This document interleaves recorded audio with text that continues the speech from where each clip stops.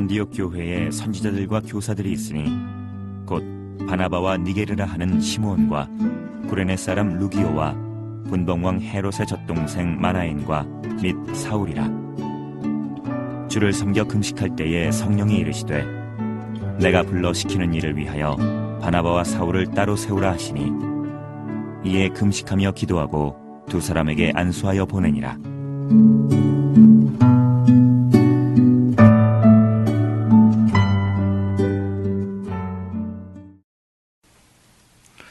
지난해 8월 달에 러시아에 아주 큰 불이 그 모스크바 근처에서 일어났습니다. 이 불이 얼마나 무서운 불인지 먼저 불 구경부터 먼저 잠깐 하고 그리고 나서 말씀 받는 시간을 갖도록 하겠습니다.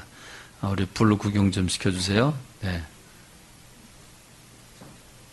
쉽게 사표하지 않은 산불 때문에 러시아의 피해 규모가 갈수록 늘어나고 있습니다. 현재 모스크바주에서 진행 중인 산불 강도 70여 곳, 이처럼 심각한 스모그를 동반한 산불로 인한 재산 피해는 국내 총생산 GDP의 약 6%에 해당하는 150억 달러, 우리 돈으로 17조 5천억 원에 이르는 것으로 집계되고 있습니다.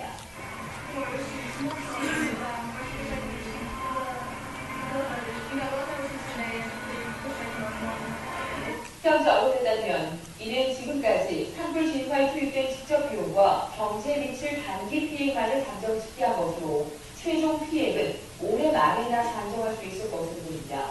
현재 모스크바 근교에는 산불 진화를 위해 소방용 항공기들이 집결하고 있으며 기상 조건이 좋아지는 대로 비행에 들어가 산불 진화에 나설 것으로 알려졌습니다. 비상사태부는 대규모 소방용 항공기와 헬기를 동원한 이번 작전으로 하루 안에 완전히 불길을 잡을 수 있을 것이라고 밝혔습니다. 한편 산불 위협을 받았던 일부 핵단지들은 일단 위기에서 벗어났지만 중부 우랄 지역의 또 다른 핵단지에는 비상사태가 선포됐습니다. 러시아 원자력 당국은 연간 400톤의 핵폐기물을 재처리할 수 있는 비밀 도시 오조르스크시의 슈퍼공원 등에 대해 주민들의 출입을 통제했습니다. 연합뉴스 손지영입니다. 네, 이어서 그림 좀 몇 커트 보고 말씀 나누겠습니다. 네, 지금 저 그림은요, 좀 사진이, 예, 그게 그건데, 지금 이 사진을 보면요, 이 모스크바의 근처에서 일어난 그 산불은요, 러시아 정부가 공식적으로 밝힌 것인데 29,500건의 불이 발생했다고 합니다. 여러분, 산 한두 군데만 불이 나도 우리나라 일이 아니니까 안 놀래도 관계는 없습니다. 근데 여러분, 29,500건의 불이 났다고 그러면 이건 엄청난 규모 아니겠습니까? 그런데 러시아 정부가 밝힌 것은 약 93만 헥타르가 탔다고 그러는데 환경학자들은 1,000만 헥타르가 탔다고 이렇게 이야기하고 있습니다. 넘겨보죠. 네, 그냥 아름다운 그림이 아니죠. 저녁 노을이 아닙니다. 네, 네, 완전히 불바다의 모습을 보이고 있고 이렇게 불이 그 산불이 지나간 자리는 아무것도 남은 게 없죠. 폐허화된 모습. 다음. 네, 이 도시도 매한가지죠. 다음. 네, 그렇습니다. 자, 이제 말씀에 들어가도록 하겠습니다. 불은 모든 것을 태웁니다. 이 불이 참 무섭죠. 작년 8월 11일 그 러시아에서는 지금 발표한 대로라면 150억 달러, 곧 우리 돈으로 17조 5천억 원에 해당되는 피해를 입었다고 그랬는데 그거는 산불이 일어나는 중이었고 하루 만에 다 끄겠다고 그랬는데 어림도 없는 일이고 결국 불이 다 끝나고 난 다음에 조사를 해보니까 환경학자들의 주장에 의하면 약 3천억 불, 우리나라 돈으로 350조 원에 해당하는 피해를 봤다고 그럽니다. 여러분, 이 350조 그러니까 이게 남의 나라 일이고 우리나라가 아니니까 별로 관계 없다고 생각될는지 모르겠는데 우리가 비교를 해보자면요, 2011년도 금년이죠. 금년도 한국 1년 정부 총 예산이 310억입니다. 10조입니다. 310조. 그러면 2012년 예산안이 340조를 지금 예상하고 있습니다. 그렇다 그러면요, 우리나라 총 1년 살림살이 전체를 다 더해도 모자라는 금액입니다. 그러니까 그 피해액은 어마어마한 것이죠. 그렇습니다. 산불 참 무섭습니다. 불은 모든 것을 다 태워냅니다. 이건 소중하니까 이건 안 태우고 이건 태워버려야지, 나쁜 것만 골라서 태우면 얼마나 좋겠습니까? 이 불에는 자동 시스템이 없습니다. 조절 장치가 없죠. 일단 불이 지나간 뒤에 그 모습은 정말 황량하기까지 합니다. 그래서 가는 곳마다 우리는 불조심, 불조심, 자나깨나 불조심 이러죠. 그렇습니다. 이 불은 엄청난 그 피해를 사람들에게 가져다 줍니다. 그런데 이 불이 해악한 것만은 아니죠. 이 인간들에게 엄청난 유익을 끼쳐주기도 합니다. 불은 따뜻함을 제공합니다. 그래서 추운 겨울에 아랫목을 예전엔 찾았죠. 불을 떼기 때문에 그 불 기운에 남아있는 그 따끈한 아랫목을 찾기도 합니다. 불은 뜨겁습니다. 열을 발산하기 때문에 그 열을 통해서 우리가 음식을 익혀 먹기도 하지만 우리의 삶 속에 많은 도구들을 만들어내고 이 불이 없이는 아무것도 못할 만큼 이제 불은 인류는 불 없이는 살 수가 없는 그런 존재가 됐습니다. 그런데 제가 이렇게 불 이야기를 서론 부분에서 여러분들에게 놀래키면서까지 불 이야기를 하는 것은 바로 이 불이 하나님이 교회를 세울 때 불질러 주셔서 그 불 때문에 교회가 세워졌기 때문입니다. 교회가 세워졌다는 얘기는 하나님이 불을 집어넣어서 불태워서 만들어 놓은 결과가 교회다. 성경은 이렇게 우리에게 얘기해 주고 있습니다. 여러분, 처음 교회가 어떻게 탄생했습니까? 오순절 다락방에서 120명이 열심히 기도하다가 성령님을 받게 되는데 그 성령님이 임재할 때 모습을 어떻게 그려주고 있습니까? 사도행전 2장 1절로 4절 말씀에선 마치 불이 혀같이 갈라지는 것이 각 사람의 머리 위에 임해 있다가 임재했다. 이렇게 말씀해 주고 있습니다. 여러분, 불이 혀같이 갈라진다고 하는 것, 그 혀가 갈라진다. 우리 혀는 안 갈라지죠. 갈라지는 혀가 있죠. 뱀의 혀죠. 여러분, 뱀이 혓바닥을 날름거릴 때 보면 아주 정말 그 이상한 느낌을 받을 정도로 그렇게 뱀이 혀를 날름거립니다. 여러분, 그 모습, 그 혀가 날름거리는 모습처럼 불길, 그 불길이 막 활활 타오를 때 그 불길의 모습은 바로 그런 모습 아니겠습니까? 그러니까 이 불이 오순절 다락방에 각 사람에게 임했는데 어떤 불이냐면 활활 타오르는 모든 걸 삼키겠다고 하는 기세등등한 불, 그런 불이죠. 그런 불이 각 사람의 머리 위에 있었고 그게 각 사람 속에 들어갔다. 그러니까 그들이 방언도 하고 성령 충만함을 받고 그때 새 사람이 되었다. 그리고 그것이 교회의 출발이다. 이렇게 얘기해 주고 있는 것이 사도행전 2장 1절로 4절의 말씀입니다. 하나님은 당신의 영이신 성령님을 보내시는데 그 성령님을 인간의 그 가슴 속에 보내주시는데 불같이 보내주셨다. 이렇게 말씀하고 있습니다. 이것이 하나님이 바라는 마음입니다. 불은 모든 것을 태우는데 인간의 심령 속에 들어와 죄성이 태워지고 기질이 태워지고 그래서 주님 원하시는 아름다운 성품으로 변화돼서 행복하게 살기를 원하신 것이 주님의 마음이십니다. 여러분, 예수님이 이 땅에 왜 오신 줄 아십니까? 예수님이 이 땅에 오신 목적을 당신의 입으로 누가복음 12장 49절로 50절 말씀에서는 이렇게 말씀을 주고 있습니다. 내가 불을 땅에 던지러 왔다. 예수님이 이 땅에 왜 왔다고요? 불 던지러 왔다고요. 내가 이 땅에 불을 던지러 왔다. 이 불이 이미 붙었다면 내가 얼마나 좋겠냐. 뭘 더 원하겠냐. 근데 아직 불이 붙지를 않았다. 이렇게 말씀을 하고 계십니다. 이 불이 안 붙으니까 내가 답답해서 견딜 수가 없다. 이 50절 말씀을 보면 나는 받을 세례가 있는데 그것이 이루어지기까지 내가 얼마나 답답하겠냐. 이렇게 말씀을 하고 있습니다.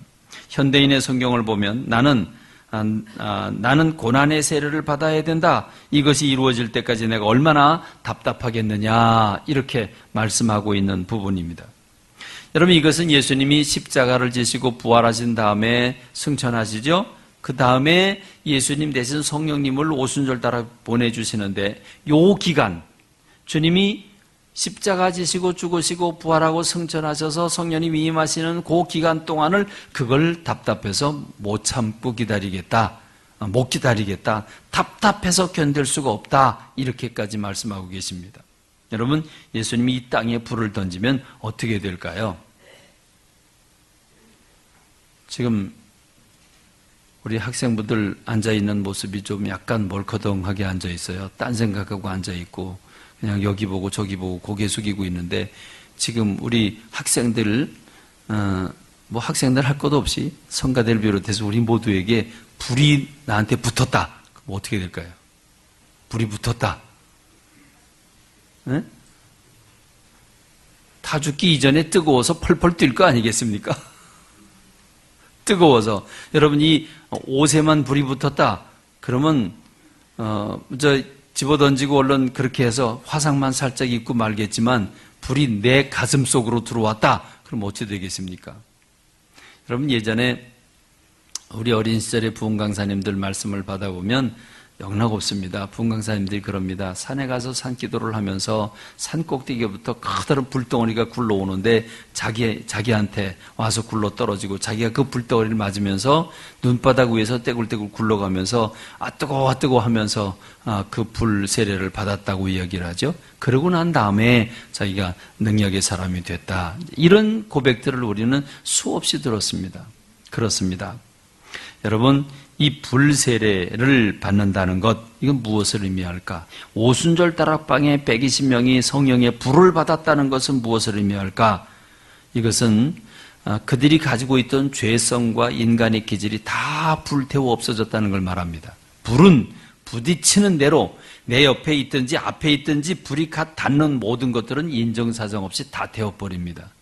성령이 활활 붙는 불이 가슴속에 들어와 내 영혼을 불태우고 나로 하여금 새 사람으로 만들어 주셨다는 의미가 이 의미입니다. 예수님을 모른다고 3번씩 부인했던 마음을 불태워 버렸다는 것입니다. 천방지축이고 가벼웠던 감정적인 신앙을 가진 베드로가 변화받았다는 것을 의미합니다. 예수님을 팽개치고 모른다고 부인하고 도망갔던 제자들이 바로 그 두려움을 떨쳐버리고 담대히 달려나가 복음을 전하는 사람이 된 것은 그들의 두려움이 성령의 불로 태워졌기 때문인 줄로 믿습니다. 예수님은 십자가 지시려고 지금 예루살렘으로 들어가시는데 제자들은 참 미련하고 무식하지요.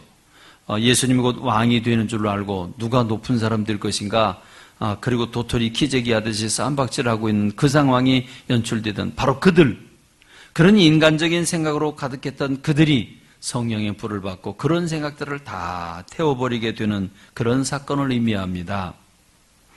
여러분, 예수님이 3일 이제 고난을 받고 3일 만에 다시 부활할 것이라고 하는 사실을 누누이 말씀해 주셨는데도 불구하고 그들은 빈 무덤을 보고서도 깨닫지 못했습니다. 믿지 못했습니다. 그런 그들이 3년 동안 받은 말씀들을 전혀 적용시키지 못했는데, 그들이 이 성령의 불을 받고 나니까 하나님 예수님의 말씀이 깨닫게 됐습니다. 그게 무슨 의미인지를 알게 됐고, 그래서 그들은 그 깨달은 말씀들을 전하기 시작하게 된 줄로 믿습니다. 할렐루야. 이 성령의 불을 받지 못했다면 기독교는 탄생하지 않았습니다. 이 성령의 불이 바로 교회의 시작이고, 교회의 제사는 바로 이 불로 시작하고 불로 충만해지는 줄로 믿습니다.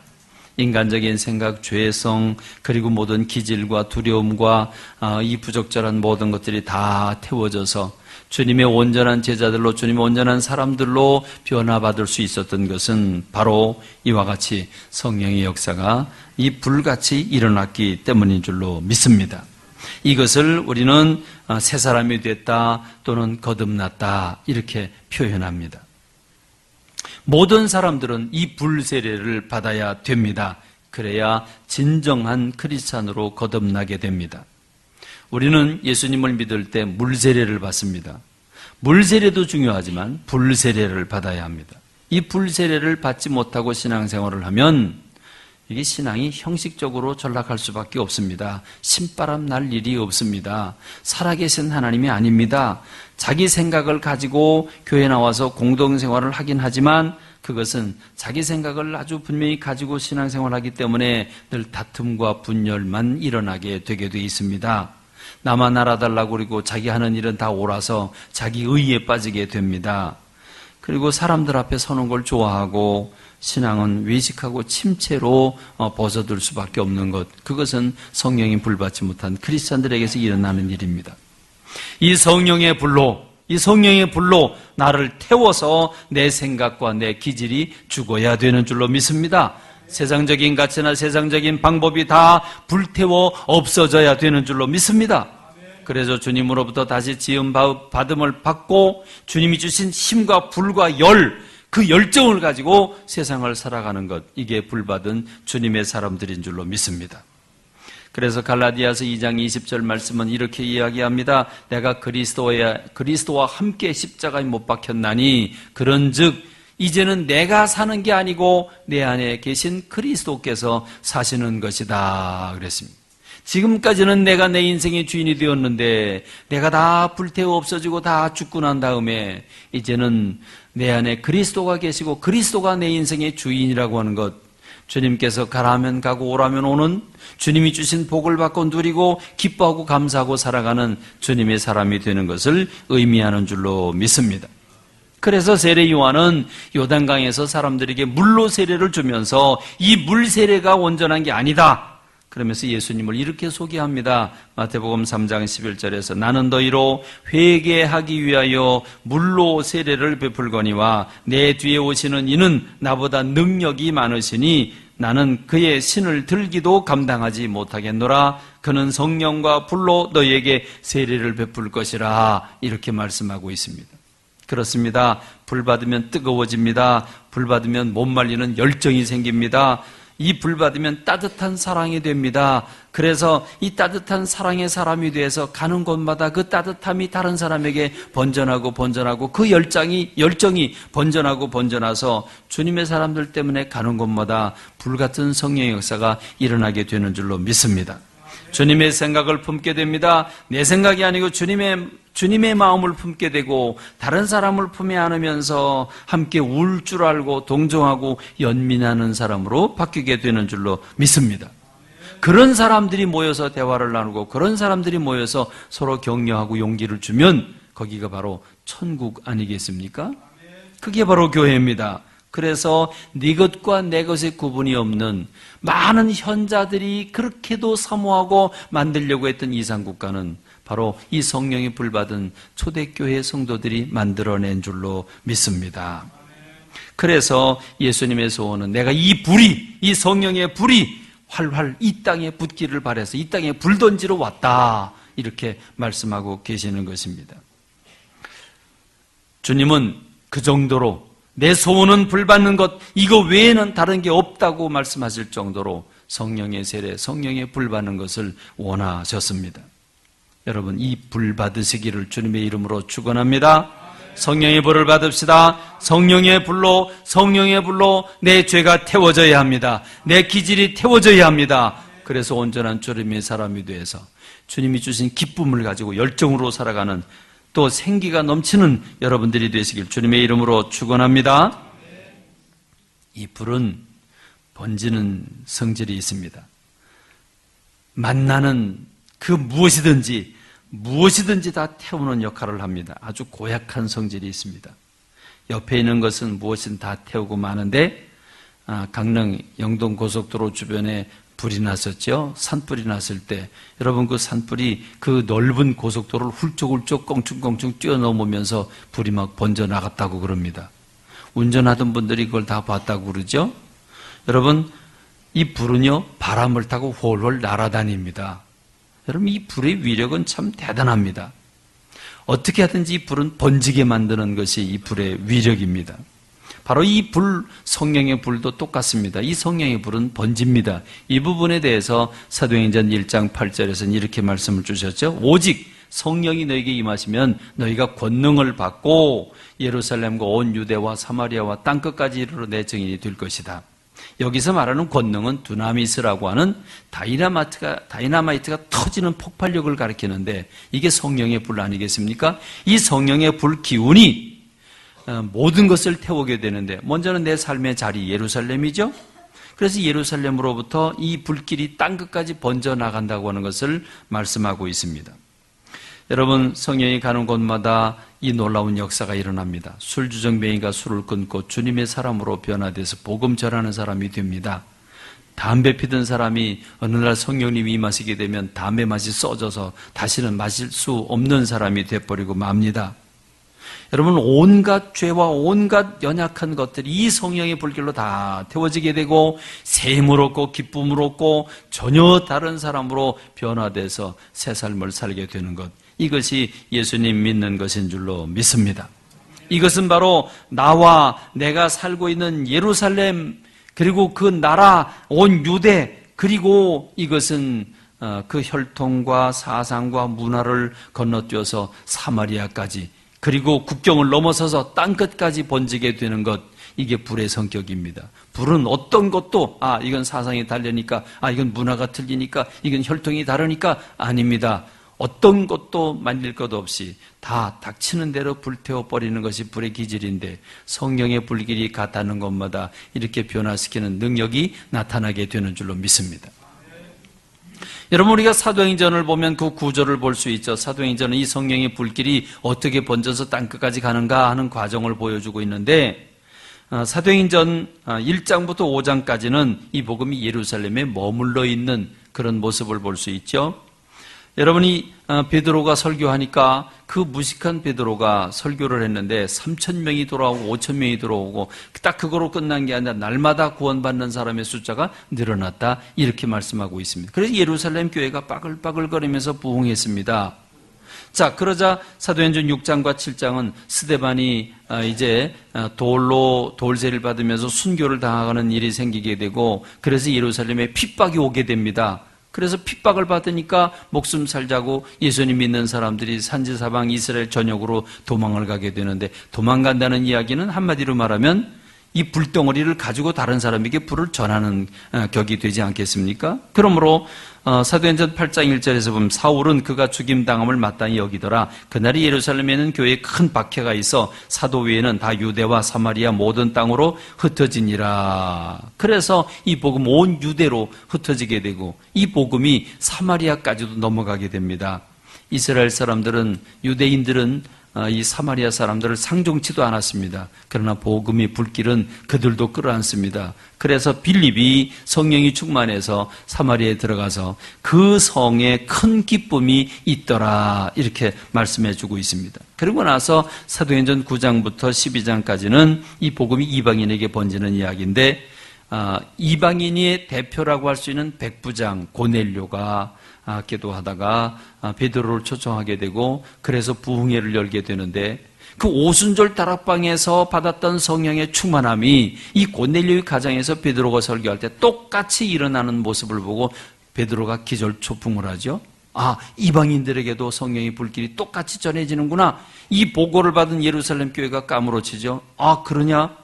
그래서 이 복음이 이방인에게로 번지게 되는데 그 열매가 최초로 나타나는 게 안디옥 교회고, 그 안디옥 교회가 비로소 바나바와 사울이라고 하는 이 바울을 최초로 공식적인 선교사로 파송을 하게 되는 역사가 일어나게 됩니다. 그 이후 오늘 우리들이까지 이 선교가 활활 타오르고 있지 않습니까? 안디옥 교회에 선지자들과 교사들이 있었는데 바나바다, 또 니게르라 하는 시몬이다, 구레네 사람 루기오다, 분봉왕 헤롯의 젖동생 마나엔이다, 그리고 사울이다. 이들이 주를 섬겨 금식할 때에 성령님께서 내가 불러시키는 일을 위해서 바나바와 사울을 따로 세워라. 그래서 그들이 금식하고 기도하면서 두 사람에게 안수하여 보냈다, 이렇게 말씀하고 있습니다. 그렇습니다. 이 성령의 불이 온 땅끝까지 불어 대한민국까지 왔고, 오늘 우리 교회를 세우게 했고, 오늘 우리들로 이 불을 또 번지도록 다른 곳으로 복음을 전하도록 선교사도 파송하게 했고, 오늘 우리들도 또 다른 꿈을 꾸고 있습니다. 저는 목회를 시작할 때 간절히 꿈꾼 것이 있습니다. 첫째는 선교하는 교회가 되기를 꿈꿨습니다. 이것은 성경이 말씀하시는 제1의 명령이었기 때문이었습니다. 예수님이 부활하실 때, 승천하실 때 마지막으로 본 모습이 사도들마다 조금 다르게 표현을 하고 있죠. 그래서 누가라고 하는 제자는 사도행전에서 마지막 장면은 너희가 이 성령이 임하시게 되면 권능을 받고 예루살렘으로부터 땅끝까지 가게 될 것이라고 하는 이 말씀. 그래서 너희는 이 성령의 불을 받기 전까지는 예루살렘을 떠나지 마라 하는 것이 마지막 말씀으로 기록되어 있습니다. 그런데 마태에 따르면 마태는 다른 말씀으로 기록하고 있죠. 그러므로 너희는 가서 모든 민족을 제자로 삼아 아버지와 아들과 성령의 이름으로 세례를 베풀고 내가 너에게 분부한 모든 것을 가르쳐 지키게 해라 하는 말씀이 가장 마지막 말씀으로 기록되어 있는데 조금 상황은 다르지만 내용은 똑같습니다. 결국 땅끝까지 가서 복음을 전해라, 전하게 될 것이다 하는 메시지를 주고 있습니다. 그래서 저는 개척하는 첫 주부터 교회는 두 가정으로 시작을 해서 목회자 사례비를 줄 수 있는 상황도 되지 않았지만 저는 결심을 했습니다. 첫 주부터 통장을 두 개를 만들자. 하나는 재정부 통장이고 하나는 선교비를 선교 헌금을 집어넣는 통장을 만들자. 그래서 첫 주에 헌금 들어온 것 중에 30%를 떼내서 그게 얼마인지 지금 기억이 전혀 안 납니다만은 30%를 떼내서 선교비 통장에다 따로 넣습니다. 그래서 교회 운영하는 재정이 부족하더라도 선교비만큼은 손대지 않도록 그렇게 제도적인 장치를 만들어 놨습니다. 7년 후에 교회를 건축하는 그 건축한다고 하는 게 얼마나 힘든 상황입니까? IMF까지 터져가지고 이자를 못 내 난리를 피우는 그런 상황 속에서도 우리는 선교비를 줄이기를 원하지 않았습니다. 힘들어도 우리는 선교비를 유지해 왔습니다. 오늘 금년에 우리가 2011년에 지난주 당회를 마쳤습니다만은 우리 교회가 규모가 작습니다. 아주 작은 교회임에도 불구하고 우리 교회가 선교비를 지출한 내용, 선교와 구제로 쓴 비용만 1억 2천만 원 정도가 됩니다. 결코 작은 금액이 아닙니다. 저는 두 번째로 교회를 세우는 일을 늘 꿈꿔왔습니다. 교회는 영혼을 구원하는 센터입니다. 교회만큼 소중한 게 없습니다. 죄인들이 모여 새 사람 돼서 천국을 맛보는 곳입니다. 교회는 하나님의 집이고 세상을 떠받드는 그 진리와 기둥의 터입니다. 세상을 밝히는 빛이고 세상을 맛깔나게 하는 소금입니다. 그래서 이 교회만큼 소중한 게 없기 때문에 저는 우리 교회가 또 다른 교회를 세울 수 없을까? 그래서 저는 매년마다 창립주일이 되면 이 해외에 교회를 건축해 드림으로써 그 교회가 온전히 자라나기를 꿈꿔왔습니다. 그래서 한 10여 개 교회를 건축할 수 있었습니다. 또 저는 선교사님들을 만나는 대로 정말 간곡하게 신학교를 세워야 된다. 신학교를 세워서 그 신학생들로 복음을 심어줘서 그들로 교회를 개척하게 해야 된다 하는 것을 끊임없이 필리핀 선교를 10년 할 때에도 인도 선교를 10년 할 때에도 그걸 계속해서 주장해 왔습니다. 교회를 세우는 게 우리 꿈입니다. 우리가 문맹퇴치학교를 지원한 이유도 바로 그 목적 때문입니다. 문맹, 우리가 글 가르치는 자선단체입니까? 아닙니다. 우리의 꿈꾸기는 글을 가르쳐 준다고 동네에 들어가서 글 가르쳐 줘서 성경 읽게 하고 노래 부르게 만들어서 교회를 세우는 게 우리의 꿈이었습니다. 그리고 그 꿈은 지금 인도에서 이루어져 가고 있습니다. 그렇습니다.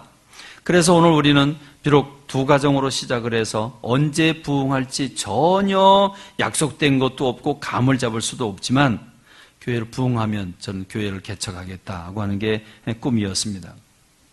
마침내 300명 넘고 350명 넘어가면서 부목사님들이 영입되기 시작을 했습니다. 그때 저는 부목사님들을 맞으면서 그 부목사님들이 있는 꿈을 이렇게 가졌습니다.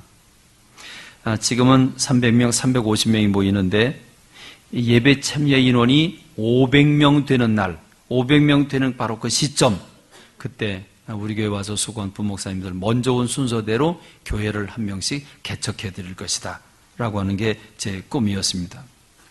우리 교회의 정신을 담은 또 다른 교회를 춘천의 전략적인 요충지에 보내서 교회를 개척함으로써 우리 교회와 같은 교회가 또 하나 생겨나서 또 수백 가정이 포진하고 우리 교회 같이 선교하고 구제하고 나누는 그런 교회가 되기를 꿈꿔왔습니다.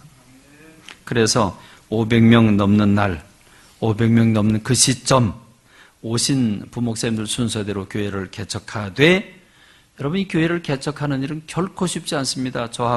저보다 먼저 그 개척한 많은 목사님들이 아직도 30명을 넘지 못해서 전전긍긍하는 목사님들 참 많습니다. 그래서 느낀 것은 교회를 개척하되 교인들이 사명감을 가지고 가서 교인들을 파송해서 그들로 말미암아 그 목사님과 더불어서 교회를 개척하게 되면 교회가 빨리 부흥할 수 있다고 하는 그런 저는 꿈을 가지게 됐습니다. 그래서 광염 정신을 가지고 교회를 개척하고 부흥을 하게 되면 얼마나 아름답겠는가. 그래서 광염교회와 좀 거리가 떨어진 맞은편에 그 요충지에 전략적인 교회를 세우고 성도들이 몰려가서, 그래서 식구가 돼서 그 교회를 세워나간다면 빨리 부흥하고 멋진 교회가 될 것이라는 꿈을 꿔왔습니다. 그런데 지난 4, 5년 동안 오히려 380명까지 모이다가 지금 320, 30명으로 지금 320, 30명 모이는데 매년 새 가족이 100명씩 등록하는데 이게 왜 안 느는지 아무리 봐도 제가 그 원인을 모르겠습니다. 정체한 듯한 분위기를 가지고 있습니다. 그래서 저는 속으로 마치 성장병이 걸린 사람처럼 그렇게 한숨만 쉬고 있었습니다. 그런데 며칠 전에 지난주에 고덕필 목사님이 오셔서 고민을 얘기합니다. 사임을 하겠답니다. 왜 그러냐 그러니까 당신이 오셔서 교인 관리를 맡았는데 교회가 부흥되는 게 아니라 자기가 올 때보다 인원이 더 줄어들었으니 이 참 마음이 부담되고 괴롭다. 그래서 사임을 하겠다.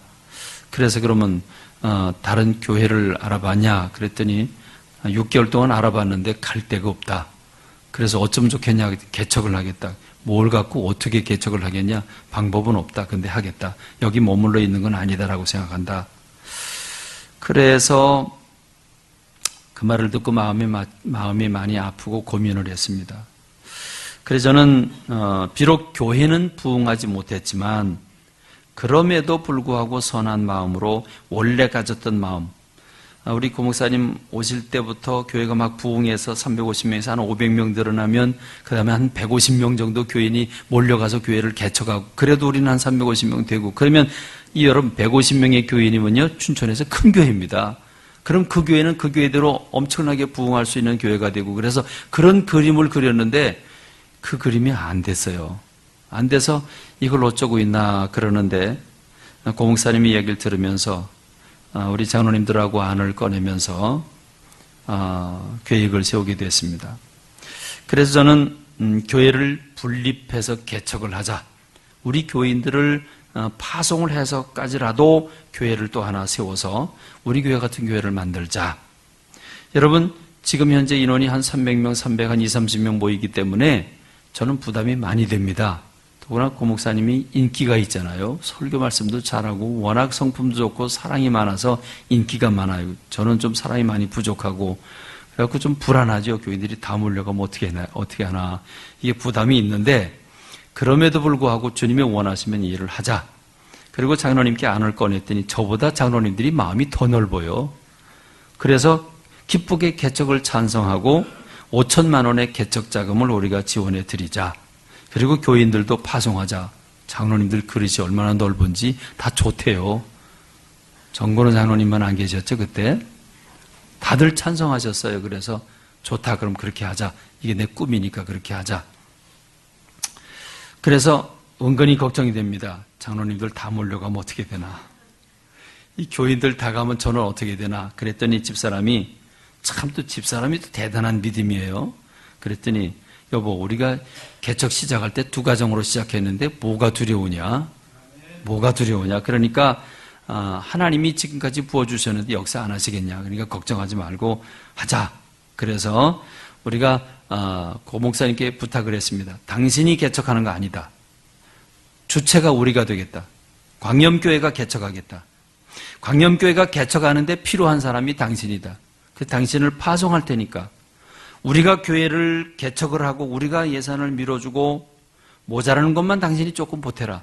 당신이 좀 보태야지 당신도 안 보태고 그냥 공짜로 하면 되겠냐.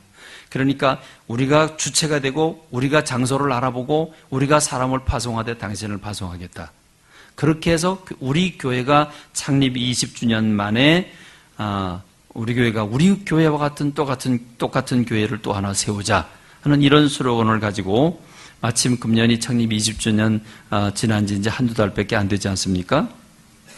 그래서 우리 교회 온 지 한 6년, 7년이 되는 우리 고덕필 목사님, 아직 장소도 정해지지 않았고 그렇지만 우리가 한 주간 동안 뜨겁게 기도하고 그리고 다음 주에 파송을 해서 내보내드리는 이런 계획을 세우고 있습니다. 그래서 우리 고덕필 목사님과 뜻을 같이 할 그런 성도님들도 가야 되는데 내가 누구 보고 뭐 가라 말아라 이렇게 얘기할 수는 없죠. 저도 고 목사님도 두 손 떼고 성령님께서 역사하셔서 성령님이 허락하시는 사람들로 가도록 그렇게 기다리고, 그래서 고 목사님 보고는 당신은 기도원 들어가서 일주일 동안 금식하고 기도해라. 오늘 성경 말씀에 금식하고 기도하고 보내니라 그랬으니까 나는 보내고 당신은 가서 금식하고 기도해라. 그리고 성도님들 일주일 동안 열심히 기도하면서 누가 고 목사님 개척하는 데 보내서 광염교회와 같은 똑같은 또 광염교회를 세울 것인가, 마음에 성령님께서 뜨거움을 부어주시는 분들은 함께 가서 개척을 하기를 간절히 소원합니다. 이 목사님이 일부 설교를 마치고 나니까 목사님 표정 관리해서 밝게 설교하세요 이렇게 얘기를 하더라고요. 억지로 떼지는 게 아니라 즐겁게 떼주는 걸 보여드려야 된다. 저는 얼굴에 표를 잘 못 내지요 제가. 그래서 전 진실로 진심으로 이걸 꿈꿔왔습니다. 개척부터 이걸 꿈꿔왔고 우리 부목사님 들어오는 그 시점에 제가 마음에 결심하기를 그때 300명, 350명 모였으니까 500명 모이면 그때 나는 분립 개척한다. 누구하고도 의논하지 않고 마음에 꿈을 꾸고 왔습니다. 근데 그 꿈이 이루어지진 못했지만 비록 350명밖에 안 되지만 그럼에도 불구하고 이 시점이 주님이 보내라고 하는 시점으로 알고 저는 교회를 개척하기를 간절히 소원합니다. 우리 장로님들이 결의를 기획위원회에서 했고 그래서 오늘 여러분들에게 선포를 하게 된 것입니다. 교회는 겨자씨 하나일것 같습니다. 그래서 심겨질 때는 봉숭아씨처럼 아주 작지만 그게 자라나서 나무가 돼서 새들이 깃든다고 하지 않았습니까? 우리 교회가 바로 겨자씨입니다.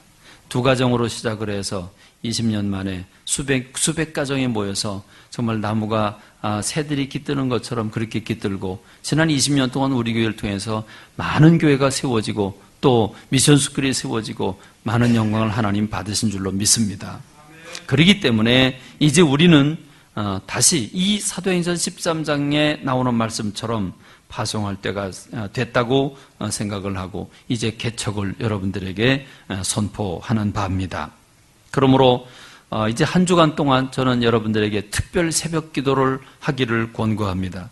이 새벽에 기도하면서 성령님께서 누구를 파송하도록 허락하시는가, 그 마음에 부은 바 되는가 생각을 하고, 저는 길게가 아닙니다. 다음 주까지 한 주간 동안 기도하고 다음 주에 신청서를 써내는 날로 하고, 신청서를 써내면서 바로 오후 예배 때 고 목사님과 더불어 파송 예배를 드리도록 그렇게 계획을 세웠습니다. 그리고 다음 주가 지나고 난 다음엔 가고 싶어도 안 됩니다. 무작정 막 열어놓을 수는 없기 때문에 여러분들이 계획위원회에서도 대략 인원은 정했습니다만은 그 인원을 상한선 정해놓는 건 의미가 별로 없기 때문에 여러분들에게 숫자는 공개하지 않겠습니다. 다만 저는 어느 누가 성령의 기름 부음 받고 하나님 나보고 가서 섬기라고 했습니다라고 하면 누구라고 할지라도 저는 기꺼이 순종하겠습니다.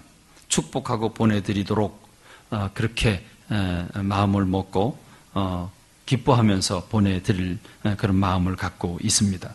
이 개척하는 교회는 우리와 똑같은 그런 마음을 가지고 지교회가 되고 형제교회가 돼서 큰 행사 때에는 오고 가기도 하고 교사대학을 비롯해서 교사훈련을 비롯해서 많은 프로그램들을 같이 공유하기도 하고 그렇게 가족처럼 어버이처럼 또는 형제처럼 지내는 교회가 되기를 간절히 꿈꾸고 있습니다.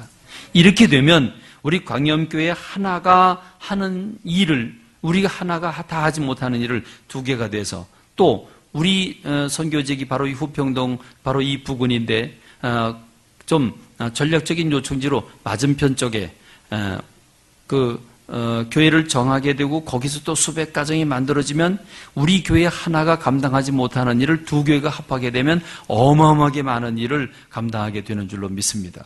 그렇게 해서 또 동서남북에 이제 맞은편으로 가고 동쪽으로 가고 서쪽으로 가고 이렇게 해서 우리 광염교회 같은 교회가 하나 둘 세 개 네 개 자꾸 세워지게 되면 하나님이 얼마나 기뻐하시겠습니까? 빨리빨리 부흥이 돼서 우리만 그저 많이 사회바다처럼 끌어들이는 게 아니라 빨리빨리 나눠줘서 교회가 같이 커 나가기를 간절히 소원하는 게 저의 간절한 마음입니다. 여러분들이 나 비워서 가라고 그러나 그런 거 아닙니다. 여러분, 목사가 교인 한 사람 놓고 목사끼리 싸웁니다. 그렇지 않겠습니까? 교인 하나를 얼마나 애지중지하는데 제가 이 결심을 할 때에는 제 살을 찢는 것 같고 피를 쏟는 것 같은 그런 느낌입니다. 이게 얼마나 어려운 일이겠습니까?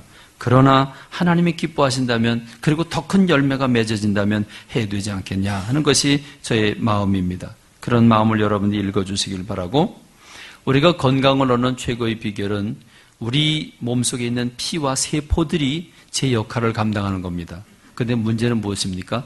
죽은 세포가 문제입니다. 이 죽은 세포는 다른 세포를 잡아먹습니다.